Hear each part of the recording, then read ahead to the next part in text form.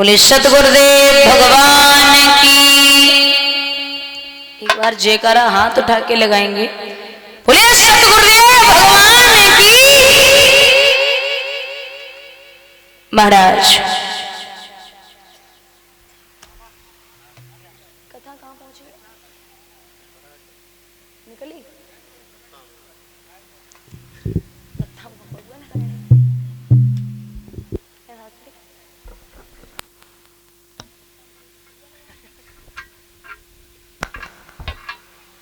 भैया, बड़ा पावन प्रसंग परीक्षित। कथा कहाँ चल रही है?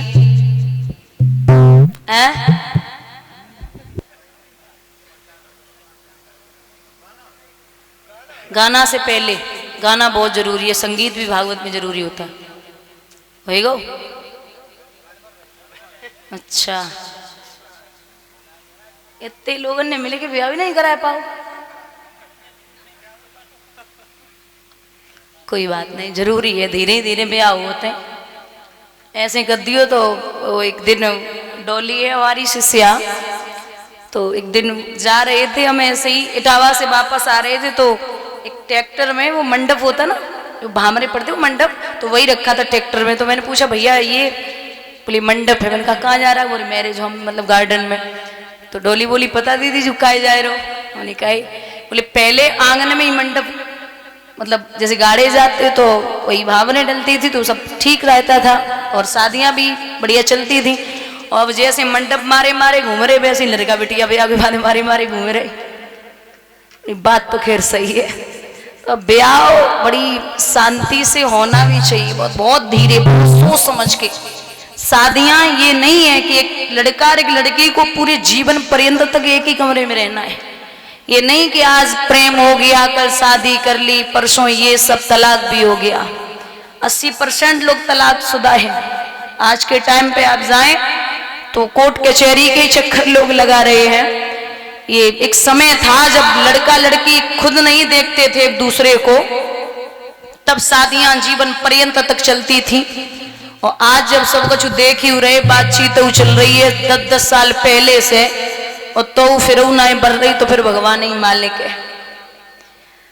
तो आइए महाराज श्री सूत जी कहते हैं शौनकादिक ऋषियों, भोले बाबा की बारात जा रही है और बाबा बड़े सुंदर से हैं। ध्यान से सुनना, जो श्लोक है भोले बाबा का वो क्या है? कर्पूर्ण गौरम। कर्पूर्ण गौरम, कपूर होता ना, कपूर जितना सफेद होता उतने ही गोरे थे बाबा। कर्पूर्ण गौरम करुणावतारम, करुणा के अवतार, संसार सारम, संसार को पालने वाले, भुजगेंद्र हारम, सर्पों को विश्व को लपेटे हुए, संसार सारम भुजगेंद्र, सदा वसंतम हृदयाल विंदे, सदा उनके हृदय में भगवती विराजमान है। भवम भवानी सहतम नमामि, ऐसे प्रभु को बार बार प्रणाम करिए। इतने गोरे थे। और परीक्षित जब बारात निकली थी ना, तो भोले बाबा ने तो कछु सिंगारो नहीं करो सब। अच्छा, दूल्हा से ज्यादा तो बारातियों को शौक होते हैं कि हम बारात में जाएंगे तो सफेद ही हम पहले ले लें, है ना। उनकी फिर कछु होवे। तो अब विष्णु भगवान अपनों गरुड़ नहलाए धुलाए के तैयार कर रहे, इंद्र ऐरावत हाथी को तैयार कर रहे, और भूत पिशाच चुड़ैल सब इकट्ठे बारात में। अच्छा, भोले बाबा बोले इनके बिना तो हमारी बारात ही ना है। इतने लोग बैठे हो, कमू तुमने भूतन को न्योता दो है शादी विवाह में? कोई नहीं देता। बाबा बोले हम ही ऐसे हैं जो भूतन को बुलावेंगे, और जे हमारे संगे ना जावेंगे तो बेचारे कहाँ पूड़ी मिलेंगी इन्हें। तो ऐसे वैसे भूत ना है, बड़ी दूर दूर से हर जगह से भूत चुड़ैल पिशाच आए। तो बाबा बोले कि तैयारी कौन करेगा? मेरी जवाब दिया कि इंद्र को बुलाओ, भगवान विष्णु को बुलाओ, ब्रह्मा जी को बुलाओ।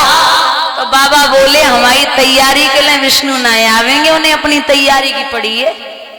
तुम एक काम करो, हमें जैसे तैसे तैयार कर दो। बोले क्या करें? बोले अब जो मुकुट जो सेहरा होता है वो किसका बनाया जाए? तो बोले सेहरा 100-200 सर्प नाच रहे, अब प्रैक्टिस कर रहे, बारात में जाने हैं तो सभी नाचते हैं, तो 100-200 सर्प नाच रहे। सो एक गढ़ पहुंच, बोले जितने 10 mm के हैं पतले पतले से सब बाहर निकल के आओ, 10-15 सब बाहर आए। बोले सीधे खड़े हैं जाओ। बोले क्या करना है? बोले वो सेहरा बनाना है। सबको लपेट लपेट के पतले पतले से, जो अब देखा होगा मुकुट जो पहनाया जाता आगे पड़ी होती लड़ियां जो लोग पहले पहनते थे, तो वो पहनाया गया और फन जो है वो इस तरीके से ऊपर कर दिए, मुकुट बन गया। तो गढ़ बोले बाबा आज ही पहन लो, कल तो जय गंगा जी में ही डालने। बोले बाबा बोले अरे गढ़ो तुम्हें पता है कि हमारे सर पे जो एक बार विराजमान है वो जीवन में उतरने वालो नहीं, तुम पहनाओ, अब तैयार करो। बोले कंकन कहाँ से आए? बोले लाओ, तो 25 mm के हैं, बे निकल के आओ बाहर 2-4 और निकाल ले। सो हाथ में बांधे कंकन बनी गो, कलाई बाजू सब इकट्ठा किया। अब बोले बाबा एक काम करो, उबटन होता ना, उबटन लड़का को शादी होवे उबटन होवे हल्दी, तो बोले अब उबटन काय को होवे? बोले फेसियल के, तो अब जमानू ना है तो लड़का 2-4-10 दिन पहले से ही फेसियल करा था, वो कहाँ से होवे? बोले जाओ शमशान घाट में और जरा राख लेके आओ। गरम गरम राख लाई गई शमशान घाट से और बाबा के पूरे शरीर पे लेपन किया गया, फेसियल हो गया। अब बोले क्या बचा? बोले बचना क्या है? एक काम करो, चेहरे पे क्रीम पाउडर की व्यवस्था है ना, है तो जरा फिर शमशान घाट पे जाओ और सफेद सी राख लेके आओ और चेहरा पे लपेटो। बताओ जब राख पहले से ही तो बाबा गोरे, ऊपर से राख और लगाए दे तो कैसे दिखेंगे? अजीब सो स्वरूप, तीसरो नेत्र और खुली गो। अब भैया बोले अब नीचे का पहनने हैं, तो जैसे ही बाबा ठाड़े भये, अब खड़े भये बाबा, अब शरीर अब तो कुछ हुए ना, ऐसे ही खड़े।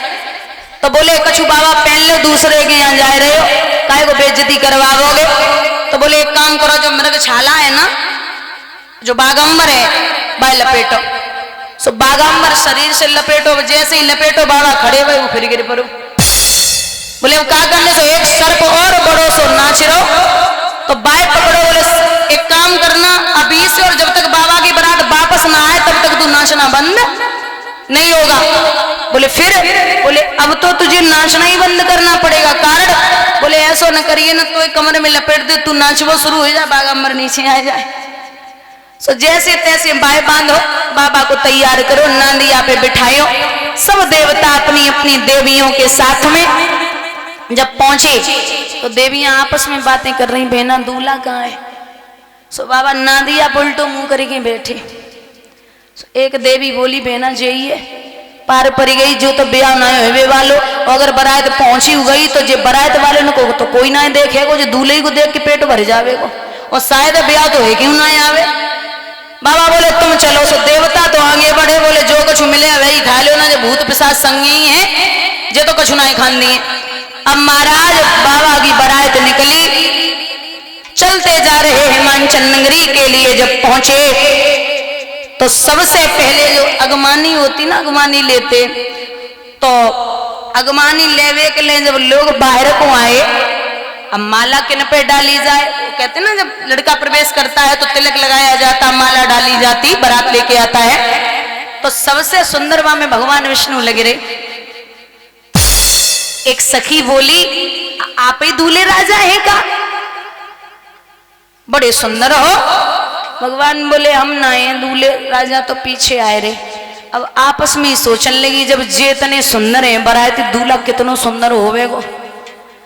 भगवान विष्णु बोले बस दूल्हे को देख लो भाई, बहुत है, तुम आओ कल सवेरे तो मिलवे वालो ना है तुम्हें।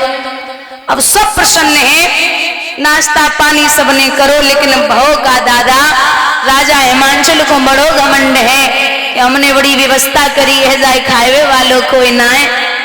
तो बाबा की बारात जब प्रवेश कर गई तो घमंड दूर करने के लिए बाबा ने शुक्र और शनिचर को भेजा, जाओ भोजन कर लो जाके। एक तरफ शुक्र एक तरफ शनिचर बैठे। जब तक मैया ने पत्तल रखे तब तक पूड़ी लेवे को, जब तक पहुंची तब तक पत्तल पेट में, और जब तक फिर पत्तल रखे फिर पूड़ी लेवे को पहुंची सो फिर पत्तल पेट। अरे मैया बोली पहले खाना तो आन दो, बोले तुम लाती रहो, मैया जो मिलेगा सब खावेंगे। यहां तक इतना खाया, एक भंडार गृह में सिर्फ एक छबरिया पूड़ी बची। अब मैया परेशान है गई कि कोई खवावे वालों ना है, वो क्या करें। सो बाबा नारद के पास पहुंची, बोली बाबा तुम कछु करो, जब माया समेटो। तुलसी के पत्ते दिए और कहा एक एक टुकड़ा लेना, उस पर तुलसी के पत्ते रख करके उनके मुख में रख देना, वो फिर पूड़ी नहीं मांगे। ऐसा ही हुआ, राजा हिमांचल का घमंड दूर हुआ। महाराज जब घमंड दूर हुआ है, सुबह बड़े विधि विधान